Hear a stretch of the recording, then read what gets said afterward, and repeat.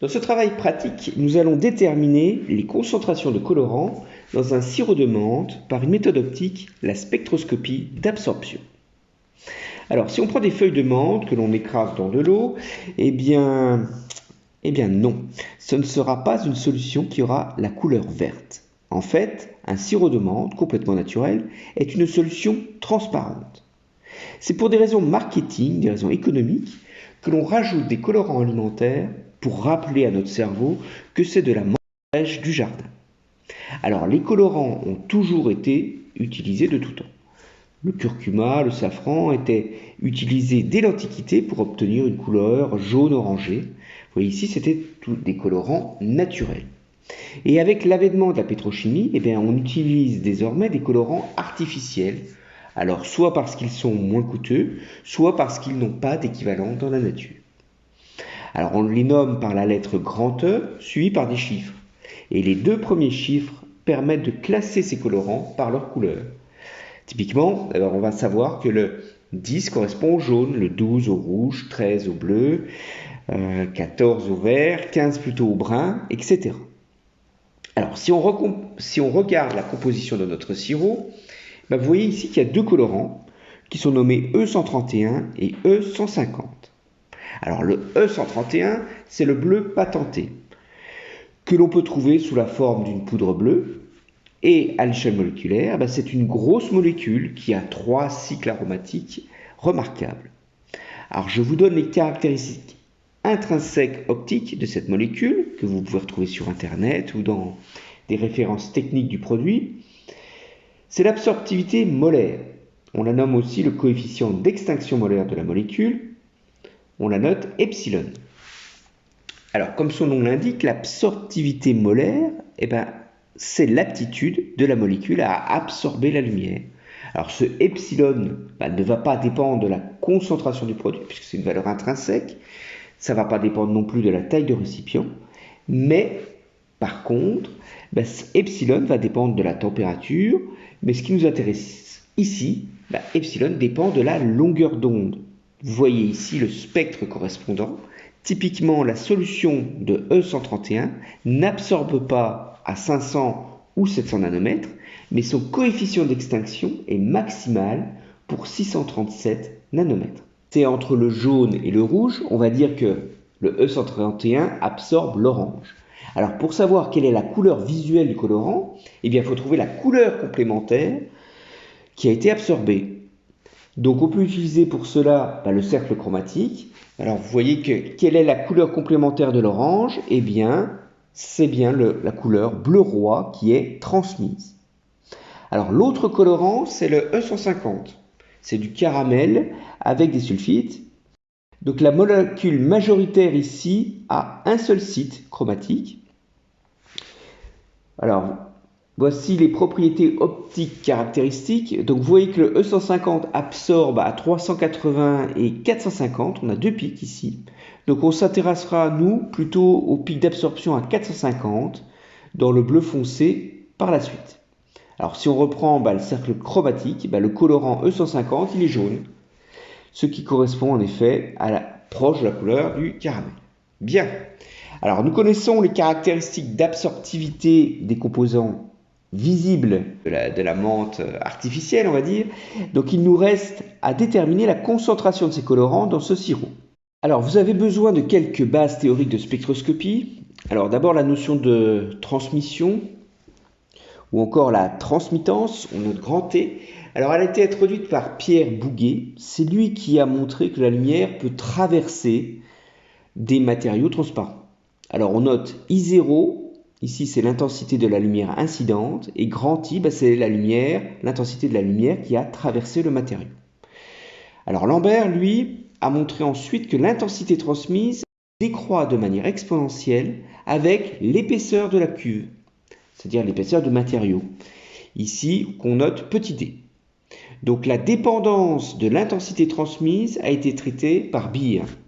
Il a défini la notion d'absorbance, qu'on note grand A, comme étant le logarithme, alors ici c'est à base 10, de la transmission grand T. Donc, vous voyez bien que si l'absorbance dépend d'un logarithme, l'absorbance n'aura pas d'unité. Alors, il a été montré que l'absorbance dépendait de manière linéaire aussi, avec le coefficient d'extinction molaire, c'est celui qu'on a déjà parlé, que je vous ai donné comme valeur intrinsèque des molécules. Alors, c'est epsilon qui dépend de la longueur d'onde, et donc grand A, lui aussi, va dépendre de la longueur d'onde. Et c'est ce qu'on va mesurer en spectroscopie. Et enfin, l'absorbance dépend de l'épaisseur de la cuve, petit d, comme l'avait vu Lambert. Donc ça, c'est un paramètre que l'on mesure aisément avec une règle. Alors, on appelle cette loi en rouge la loi de Beer ou la loi de Beer-Lambert. Alors, passons aux mesures maintenant. Il nous faut déterminer l'absorbance grâce à notre spectroscope.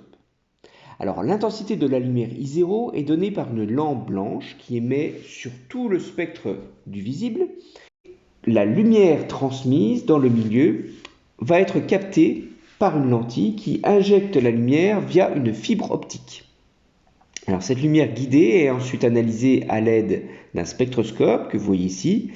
Nous avons déjà détaillé sur le fonctionnement de ce spectro dans la vidéo sur le spectre d'émission, donc je n'y reviens pas ici.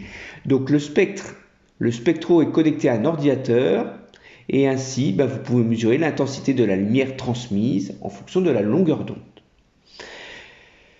Donc nous avons ici un spectre de la lumière émise par la LED blanche qui se propage dans l'air. Donc ça c'est le rouge, vous voyez, qui domine vers 600-700 nanomètres. Donc c'est une lumière artificielle qui ressemble, on peut dire, plus au soleil couchant. Donc on va dire que la lumière est chaude. On aurait dit qu'elle était froide si la composante de bleu était plus importante. Alors juste devant l'entrée de la fibre optique, on va déposer une cuve, alors ici de 1 cm d'épaisseur, donc ça va être votre coefficient petit d. On peut la remplir avec de l'eau du robinet. Donc vous voyez ici le spectre de la lumière transmise à travers 1 cm d'eau. Il est peu différent de celui de l'air, légèrement atténué. Donc l'eau est transparente dans le visible et n'absorbe que très peu. On va s'en servir de ce spectre bleu comme notre spectre de référence pour avoir l'intensité incidente de notre lampe. Alors, nous allons remplir la cuve désormais par la solution de menthe à différents niveaux de dilution. Donc, ces niveaux de dilution qu'on appellera C sur C0. Vous ferez vos dilutions en vous servant des graduations d'épaisseur. On appellera C0 la concentration de la solution mère, c'est-à-dire la concentration du colorant recherché dans la bouteille du sirop. Alors, on commence à l'aide d'une concentration C0 sur 2, donc on a dilué d'un facteur 2. Voici l'intensité de la lumière transmise en fonction de la longueur d'onde. Vous voyez une nette différence entre le spectre de l'eau et de la menthe. Donc, n'oubliez pas d'enregistrer ces spectres sur vos clés USB. Alors, vous pouvez, à l'aide d'un tableur, représenter le coefficient de transmission T pour chaque longueur d'onde. Il faut diviser l'intensité transmise ici par le spectre de référence dans l'eau.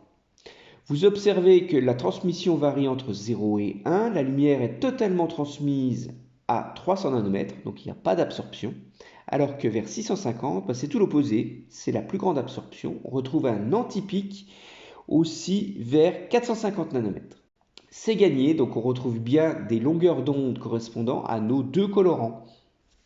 On peut aller plus loin en représentant le spectre d'absorbance. On voit bien les deux beaux pics avec une absorbance nulle au-delà de 700 nanomètres et on peut donc attribuer les absorptions des deux colorants. Alors l'idée est ensuite de diluer progressivement les solutions. Ici vous avez les résultats pour une solution diluée 3 fois. Les variations avec C0 sur 2 ne sont pas forcément flagrantes. Alors on répète pour C0 sur 4 et franchement les courbes ont l'air de toutes se superposer. Cela semble inquiétant pour la loi de Beer-Lambert. En effet, si on divise la concentration par 2, normalement on devrait avoir une absorbance qui devrait varier d'autant. Alors on continue. C0 sur 6, l'intensité du pic à 630 semble remonter cette fois-ci. On est content, la transmission est donc plus forte et on diminue l'absorbance. Voici pour C0 sur 8, on est enfin dans un régime de la loi de Beer-Lambert. Même chose pour C0 sur 12, on a toujours une absorbance significative pour le pic 630 et par contre, on est en dessous de la limite de sensibilité pour le pic de 480. Je vous mets les résultats pour C0 sur 48. Ici, on se rapproche des résultats de l'eau pure, une très légère variation de transmission et on est dans la limite du signal sur bruit pour la mesure d'absorbance. Alors, comment analyser ces courbes? Eh bien, on peut repérer les transmittances les plus faibles pour nos pics et les représenter en fonction du taux de dilution, C sur C0.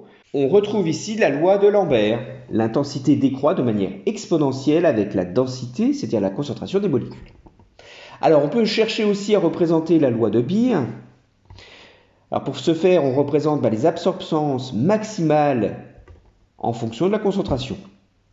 Alors, on s'attend à trouver une droite, mais on a déjà vu que la loi de Beer ne s'applique pas à des concentrations faibles. Donc, il faut se placer dans le régime linéaire, en dessous d'un taux de dilution qui ici est de tiers. Donc, l'absorbance pour cette droite a une équation affine. A égale K fois C sur C0. Donc on va déterminer K, qui est le coefficient directeur. Donc ça, vous savez faire. On utilise 2 points significatifs. Pour 630 nanomètres, et bien vous voyez que K vaut ici environ 3. Et K, C sur 0 n'a pas d'unité, A n'a pas d'unité, donc K n'a pas d'unité non plus. Pour déterminer la concentration mère C0, eh bien on va regarder à quoi correspond le coefficient directeur K dans la loi de Beer-Lambert. C0 va correspondre à K divisé par l'épaisseur de la cuve et l'extinction molaire.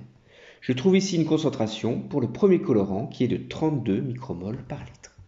Alors pour le second colorant, eh bien on fait de même, on détermine le coefficient directeur, vous voyez qu'il est plus faible ici, 1,25.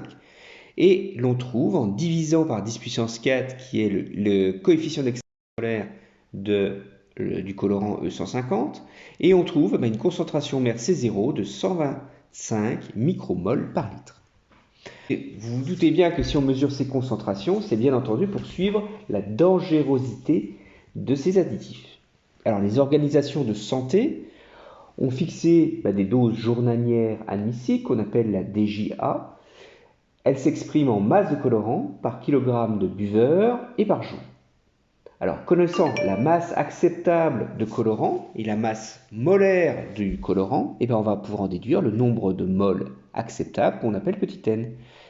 Alors, nous venons de mesurer la concentration du produit, sachant que petit n, c'est la concentration multipliée par le volume. On en déduit donc le volume acceptable par jour par le buveur. Alors, j'ai fait ici le calcul pour un enfant de masse 30 kg et vous voyez qu'il faudrait environ 4,4 litres de sirop pur, attention. Donc si on dilue le sirop d'un facteur 4, c'est-à-dire un volume de sirop pour 3 volumes d'eau, il faudrait plus de 16 litres par jour pour l'enfant. Je vous laisse faire les calculs pour l'autre additif, E150, et là, ça serait un volume encore beaucoup plus important. Donc, pour conclure, les additifs dans les sirops restent très faiblement concentrés et ne sont pas nocifs pour la santé. Je vous remercie de votre attention et je vous dis à bientôt.